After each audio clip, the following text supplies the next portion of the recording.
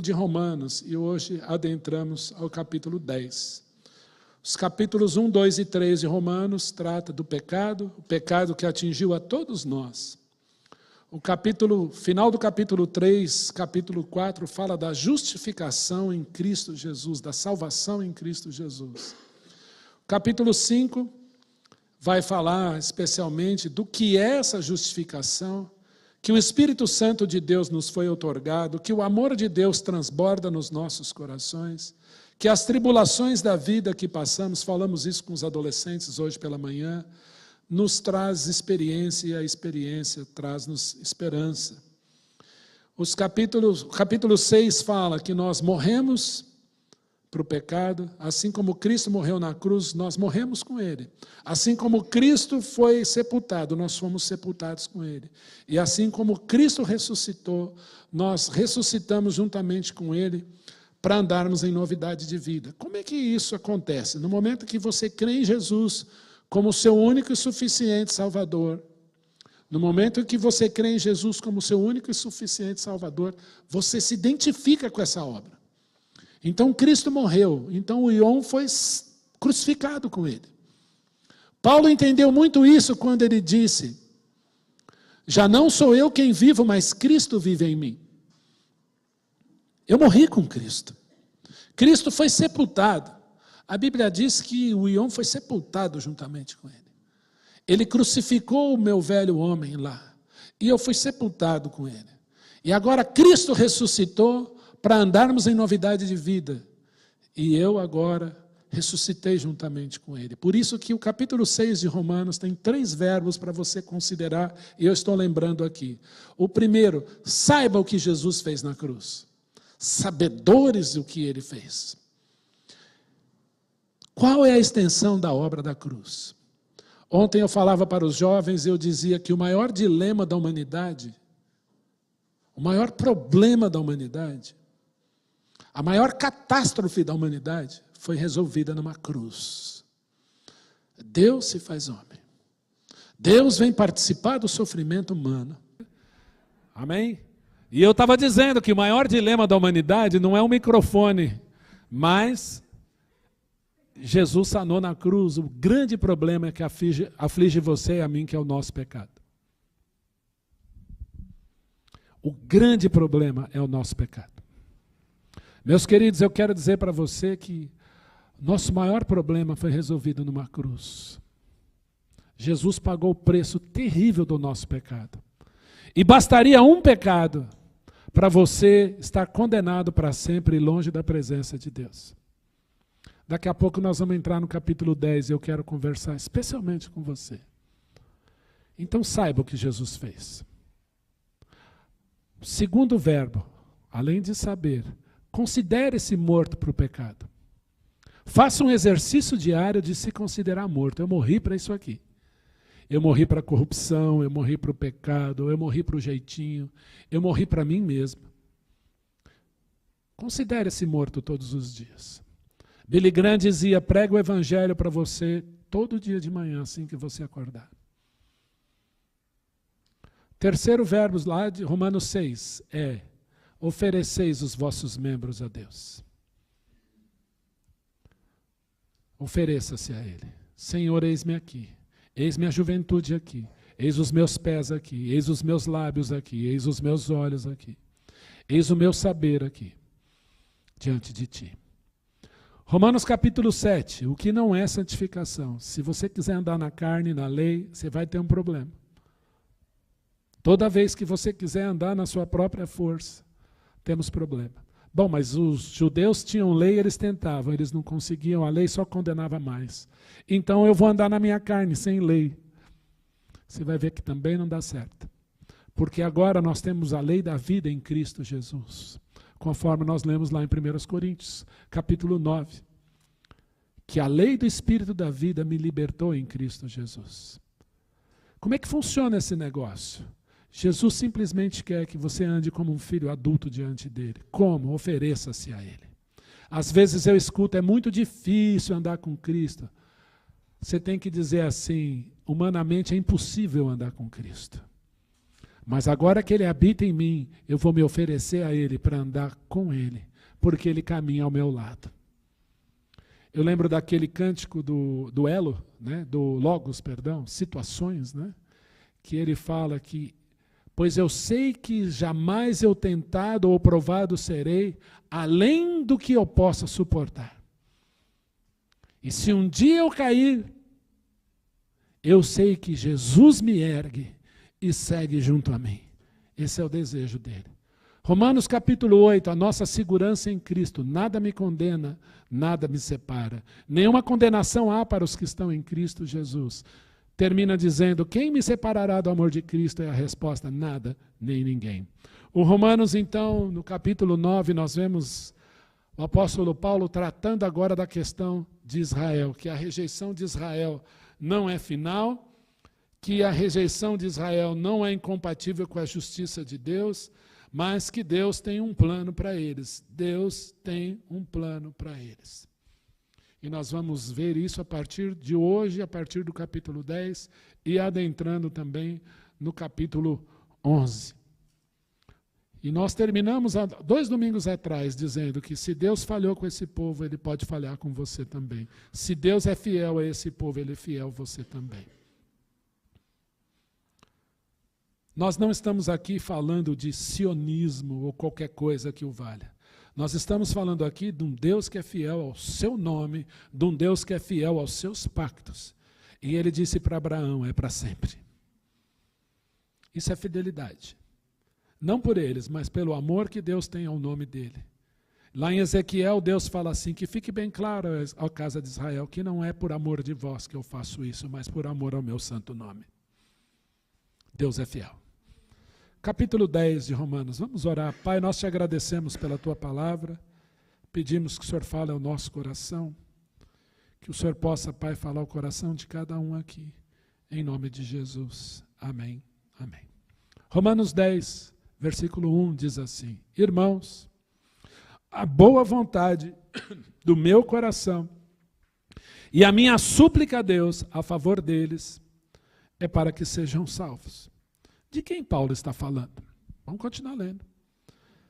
Porque lhes dou testemunho de que eles têm zelo por Deus, porém, não com entendimento.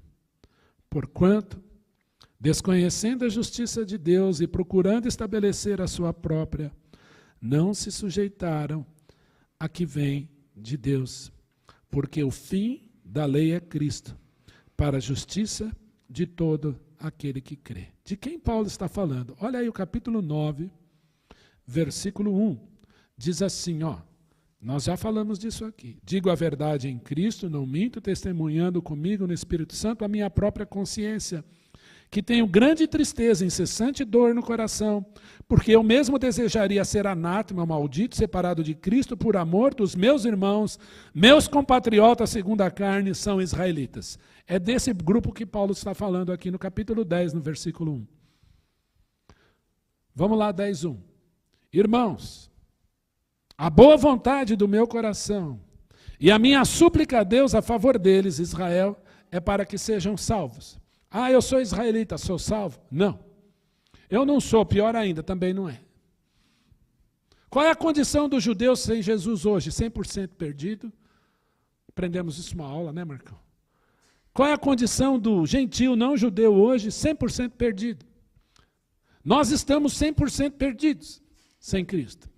E o apóstolo Paulo está dizendo, irmãos, a minha vontade, a boa vontade do meu coração e a minha súplica a Deus a favor deles, é para que eles sejam salvos. Olha o verso 2.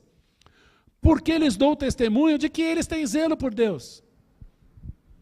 Hoje eu almocei no lugar com a minha família, saí do lugar, estava escrito lá num negocinho assim, Jesus te ama. Eu disse, moço, de onde é esse Jesus te ama? Ele, foi a mulher que escreveu. Falei, a sua é? E ele vale para você?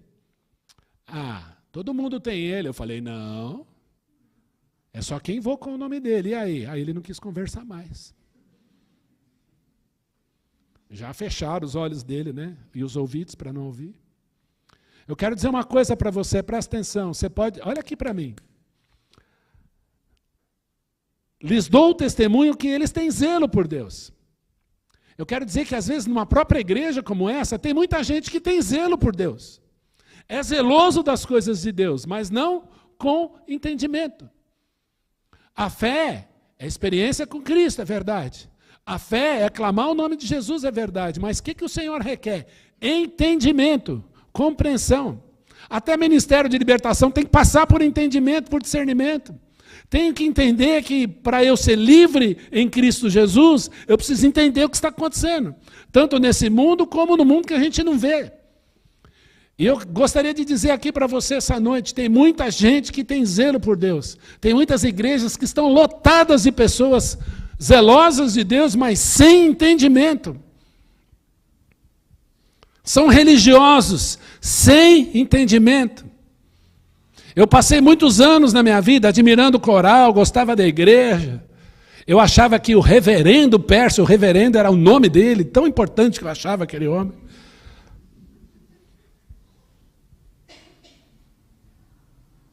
Mas por muitos anos eu era perdido dentro da casa do Senhor. Muitos anos. Sabe por quê? Sem entendimento, eu tinha zelo por Deus. Eu tinha medo de Deus. Eu sonhava que estava indo para o inferno e via as chamas do inferno lamber meu pé de noite. Sem entendimento. Tem zelo por Deus. Todo brasileiro é filho de Deus. Eu falo, ai Jesus, tenha misericórdia. Olha, pastor, eu não leio a Bíblia, mas toda noite eu pego a Bíblia, beijo e vou dormir. Eu não estou desprezando a sua fé, por favor. Ontem eu vi muita gente andando na Via Dutra, pessoas de fé, eu tenho certeza que elas tinham fé. Mas aquilo movia meu coração. Aquilo me doía por dentro. Algumas pessoas chorando, algumas pessoas carregando cruz. Tem zelo, gente. Eu vi o Muro das Lamentações, aquele monte de gente ali, e orando daquele jeito, rezando, alguns chorando. Eu vi um jovem com uma metralhadora pendurada aqui, chorando naquele muro. Zelo por Deus, mas não com entendimento. O Senhor Jesus está falando para você entender quem Ele é. A religiosidade não basta. Olha o 3. Porquanto, desconhecendo a justiça de Deus que vem dele, e procurando estabelecer a sua própria, não se sujeitaram a que vem de Deus. Presta atenção nesse versículo, eu vou ler de novo. Porquanto, desconhecendo a justiça de Deus, Deus é justo, Deus condena o pecador, Ele é santíssimo, e procurando estabelecer a sua própria justiça, não se sujeitaram à justiça que vem de Deus. O que isso significa? Que muitas vezes eu quero estabelecer a minha própria justiça. Eu quero dizer que eu sou justo, que a minha religiosidade salva. Será? A Bíblia diz que Deus é justo e que você não pode estabelecer a sua própria justiça. Ele estabeleceu o método. Você lembra dos dois irmãozinhos, Caim e Abel? Sabe a história de Caim e Abel? Quem já leu Gênesis, Caim e Abel? Já leram? Dois irmãos. Caim e Abel foram adorar o mesmo Deus, ou eu estou errado? Os dois foram para o mesmo Deus. Um levou um cordeiro, o outro levou frutos de uma terra amaldiçoada. Eu pergunto para você, Deus aceitou qual oferta? A de Abel, porque a de Abel provinha de fé. Do método que Deus estabeleceu, porque quando Adão pecou, a Bíblia diz que Deus cobriu Adão e a sua esposa de peles. E peles não dão em árvore. Um inocente pelo um pecador. O primeiro sacrifício da Bíblia começa com Deus fazendo o próprio sacrifício para cobrir Adão e a sua esposa. Abel então faz o mesmo. Já Caim, para o mesmo Deus, oferece frutos de uma terra amaldiçoada. O seu suor, a sua religião. Deus falou, eu não quero, Caim, se você não proceder bem, porventura você não vai ser aceito. E a Bíblia diz que Caim, descaiu o semblante, ficou beiçudo, os olhinhos para baixo, foi lá e matou o irmão dele.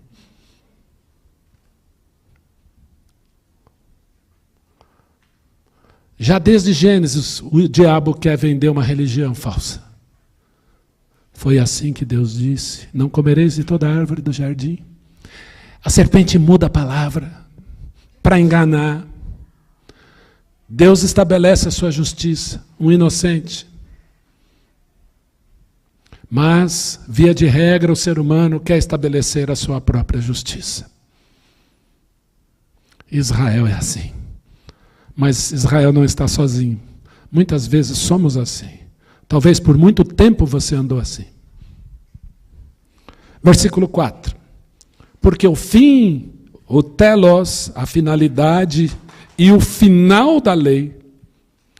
Aí tem um duplo sentido dessa palavra. A lei existia para conduzir a Cristo. O objetivo da lei é Cristo, a finalidade é Cristo.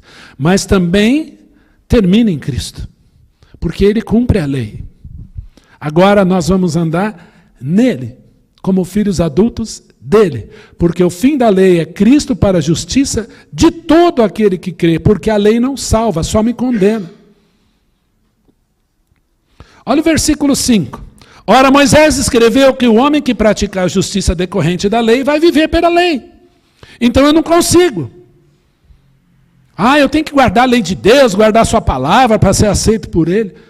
Se você for por esse caminho, não vai dar certo. Mas se você crê em Cristo, Cristo vai fazer você viver para a glória dEle. Principalmente quando você se oferecer. Mas, verso 6, a justiça decorrente da fé assim diz: não perguntes em teu coração, quem subirá ao céu, isto é, para trazer do alto a Cristo?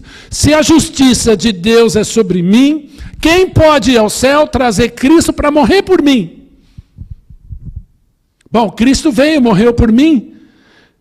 Mas e agora? Ele está morto há 3 dias, como é que vai ser da minha vida? Versículo 7. Ou quem descerá ao abismo, ao Hades, isto é, para levantar a Cristo dentre os mortos? Porque Ele ressuscitou. Porém, que se diz? A palavra está perto de ti, na tua boca e no teu coração. Isto é, a palavra da fé que pregamos. A Bíblia diz um pouquinho mais para frente, em Romanos ainda capítulo 10, que a fé vem pelo ouvir, e ouvir da palavra de Deus. Uma vez eu viajava com uma tia da Márcia, ela não deixava eu falar, porque ela estava empolgada, ela falou: Ion, você dirige para mim? Fomos para um casamento lá no litoral, né, de um tio dela, irmão dela. Eu falei: vamos. Aí fomos lá naquele carrinho e tal, eu não lembro se eu fui dirigindo, se ela foi dirigindo eu voltei, mas na volta eu sei que eu estava com ela, e ela falava, e eu comecei a orar: Senhor, eu preciso falar de Jesus para ela, eu preciso falar de Jesus para ela. Aí ela dava umas brechas para eu falar, e eu: Jesus. E aí então ela falava, aí dava outra brecha, acho que ela se cansava, eu entrava e falava de Jesus. Aí uma hora falou: você não quer uma água? Né? E falava de Jesus. E eu tive alguns momentos que eu pude falar de Jesus. Eu lembro do dia seguinte, naquela época não era celular, como é hoje, o telefone da minha casa tocou e ela disse: eu não paro de pensar naquilo que você me falou. E não era o Ion, é crer nisso. A palavra está perto de ti, na tua boca e no teu coração, isto é, a palavra da fé que pregamos. Evangelize alguém, põe a Bíblia no colo da pessoa. Eu não acredito na Bíblia, não tem problema, olha aqui. Dá uma olhadinha, vai lendo. Aí uma hora a pessoa vai falar: qual que é o próximo texto que é para eu ler? Ela nem está percebendo, mas você pôs a palavra viva de Deus no colo dela. E ela tem poder, ela fala. Um Jesus te ama faz muita diferença. Um Jesus pode mudar a sua vida, a sua situação faz muita diferença. Eu lembro na pandemia, eu tive muitos problemas, né, por aquilo que foi chamado de pandemia. E teve muita gente, infelizmente, que morreu, nós perdemos pessoas que amávamos. Mas para mim foi um período muito difícil, para mim. Porque eu queria fazer alguma coisa diferente. Falei: eu preciso dar um jeito. Então, às vezes, eu pegava o carro, saía andando assim, né? Às vezes de madrugada, para poder respirar, eu não aguentava mais ficar em casa. Não porque eu não gosto da minha casa, mas o bom da casa é quando você volta para casa, porque você quer voltar para casa. Não é isso? Agora, quando alguém fala: você é obrigado a ficar em casa, aí, primeiro dia, que bom, né? Segundo, terceiro, você já está, né, mordendo a cama, já, você não aguenta mais. E aí, então, nós começamos a pensar em algumas estratégias.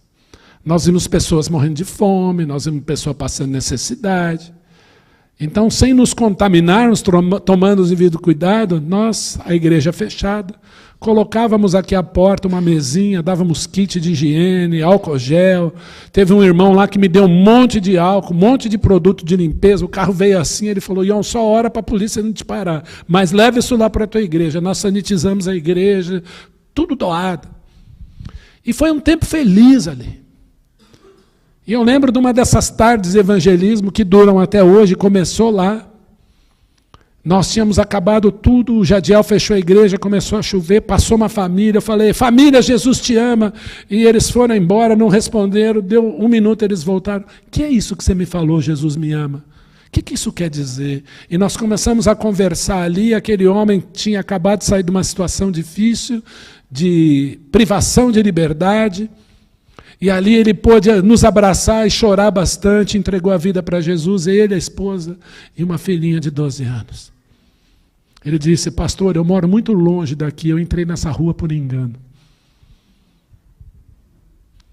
A palavra está perto, na boca e no coração, anuncie, ela tem poder. Vamos para o verso 9?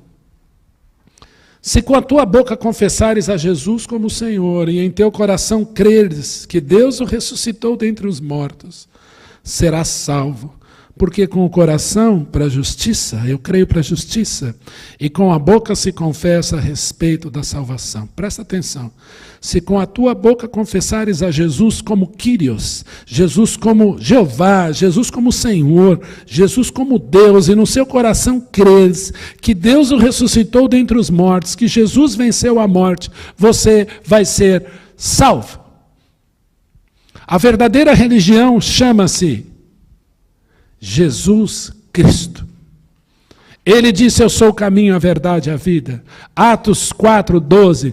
Abaixo do céu não há nenhum outro nome pelo qual importa que sejamos salvos. E se com a tua boca confessares a Jesus como Senhor e no seu coração crer, você será salvo. E aqui vem uma reflexão, uma pergunta direta para você. Você crê no Senhor Jesus Cristo em seu coração e já confessou com a sua boca que Ele é teu Senhor, único e Salvador?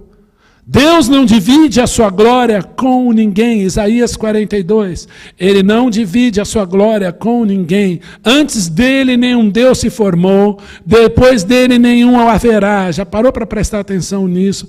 Antes dele nenhum se formou, depois nenhum haverá. Não há outra rocha que ele conheça. Então o que é evangelização? É você falar e a pessoa entender que com a boca ele confessa Jesus, porque no coração ele creu.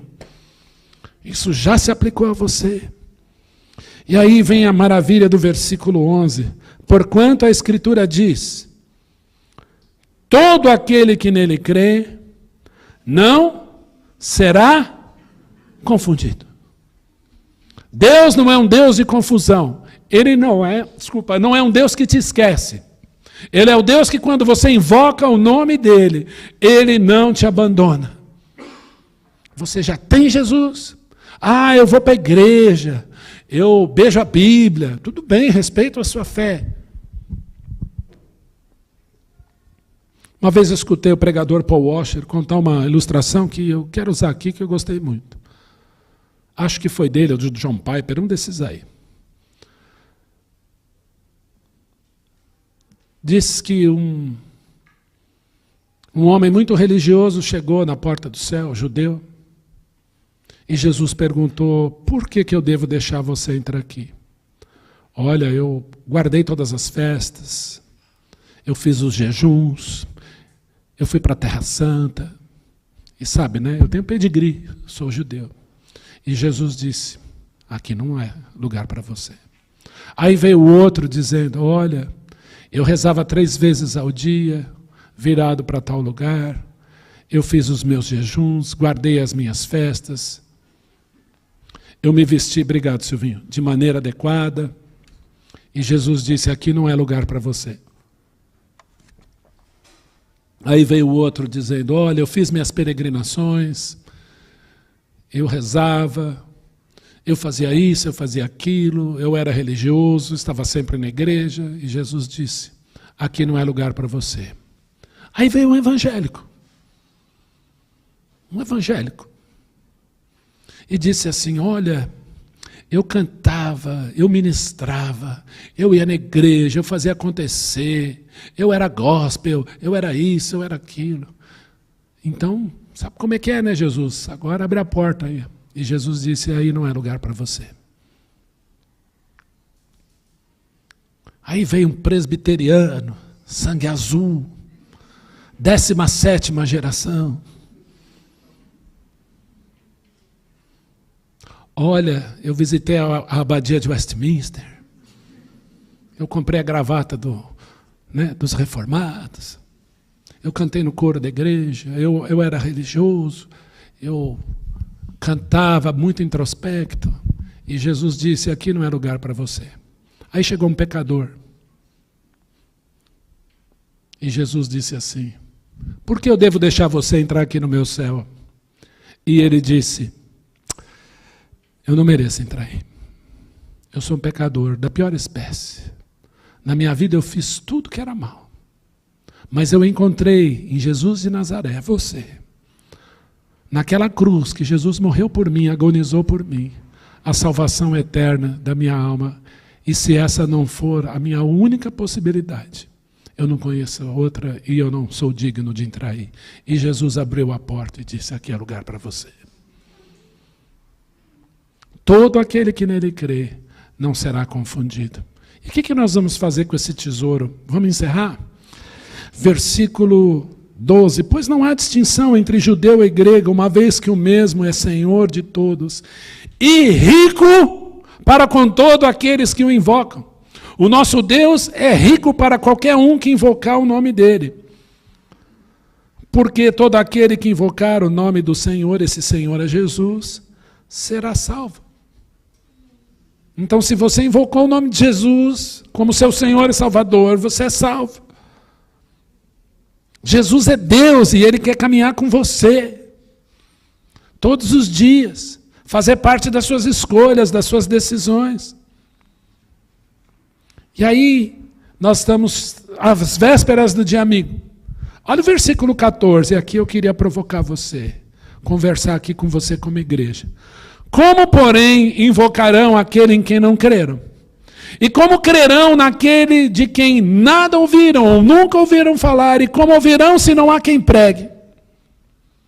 O eunuco etíope estava lá na sua carruagem, na sua... como é que fala? Tem um nome, agora esqueci. Na sua carruagem, indo de volta para a África. Lendo Isaías 53, o anjo pega Felipe e faz assim, vai lá, prega para ele. E Felipe sai correndo atrás da carruagem. Entendes o que lê? Mas como? Se ninguém me explicar. E para e pede para subir. Jesus anuncia o evangelho para ele. Ele crê e ele é batizado instantaneamente. O apóstolo Pedro está lá em Jope, tem a visão, batem na porta. Olha, você tem que ir lá para Cesareia, porque Cornélio está orando. Pedro foi. Eu pergunto, por que o anjo foi chamar Pedro? Que anjo é esse? Era só economizar o caminho, vamos ganhar tempo. Vai lá e prega para Cornélio, não precisa mandar Pedro lá. Mas a ordem de ir de pregar o evangelho a toda criatura foi dada para nós. Foi dada para Pedro, foi dada para os discípulos e passado para nós. Anjo pode pregar? Pode. Já ouvi história de anjo que evangelizou, não tenho dúvida, meu Deus, ele faz qualquer coisa. Mas ele me usa, e olha o que ele está dizendo aqui, como invocarão em quem não creram? E como crerão naquele de quem nada ouviram? E como ouvirão se não há quem pregue? Queridos, se inscrevam lá. Pastor, eu morro de medo, não tem problema, vai junto, aprende. Estratégia, post-it, é água, Jesus te ama, entrega o folheto, não fala nada, ora por aquela vida. Eu conheço pessoas que foram transformadas através de um folheto. Eu tinha um colega no Banco de Tóquio, dava aula de inglês para ele lá atrás, há muitos anos atrás, o Rudemar, da Igreja Batista. O pai dele veio do Uruguai para o Brasil. E numa pensão, numa pobreza grande, não sabia o que fazer, ele deu um murro na mesa e espetou o dedo no alfinete. E ele usava um papel para espetar, guardar o alfinete dele. Os alfinetes que ele usava na roupa. Um homem muito simples. A hora que ele pegou aquele papel para ler, era um folheto. Ele foi para a igreja batista mais próximo da pensão onde ele morava e disse para o pastor: alguém pode me explicar isso aqui? Você entende que isso muda uma história? Uma Bíblia muda uma história. Um folheto debaixo da porta fez um senhor de 80 anos ser batizado aqui. Nesta igreja. Deus deseja usar você. E o versículo 15. E como pregarão se não forem enviados? Ide. Esse ano, pela primeira vez, nós estamos muito mais na rua do que aqui. Claro que esse espaço bonito a gente vai usar, mas vamos para fora. Olha quantas portas abriram para nós. Um residencial com 90 idosos abriu a porta para nós aqui. E, infelizmente, vai ter que fechar. Então, nós vamos lá dia 9 de novembro. O Senhor abriu as portas. Como pregarão se não forem enviados? Vamos ler junto essa parte? Como está escrito, vamos comigo? Quão formosos são os pés dos que anunciam coisas boas. Eu não vou fazer isso aqui para não correr risco e a igreja cheirar queijo parmesão. Mas se eu pedir para você tirar o seu sapato, olhar para o seu pé, e não é pentecostalismo não, Jesus vai dizer para você, se você for para a rua, olha como o seu pé é bonito. Porque não sou eu que estou dizendo isso. Se tem uma coisa, esteticamente falando, que eu não acho muito bonita, é pé. Principalmente depois de um dia inteiro de trabalho. Adolescente, então, quando joga a bola, tira os tênis, eu quero fugir. Mas Jesus está dizendo aqui para você olhar para os seus pés e dizer: meus pés são bonitos, são formosos porque eu anuncio as boas novas. Jesus está te fazendo esse convite. Amém?